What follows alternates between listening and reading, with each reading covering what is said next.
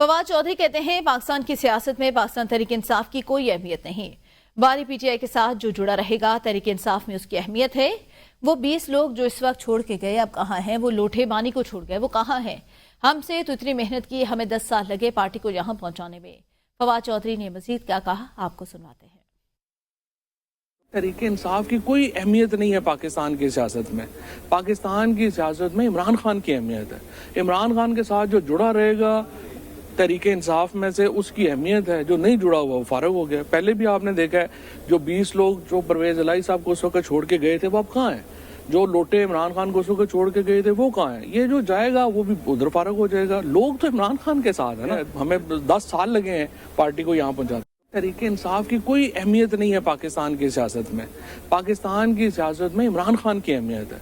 इमरान खान के साथ जो जुड़ा रहेगा तहरीक इंसाफ में से उसकी अहमियत है। जो नहीं जुड़ा हुआ वो फारग हो गया। पहले भी आपने देखा है जो 20 लोग जो परवेज इलाही साहब को उस वक्त छोड़ के गए थे वो अब कहाँ हैं? जो लोटे इमरान खान को उस वक्त छोड़ के गए थे वो कहाँ हैं? ये जो जाएगा वो भी उधर फारग हो जाएगा। लोग तो इमरान खान के साथ है ना। हमें 10 साल लगे हैं पार्टी को यहाँ पहुँचाते।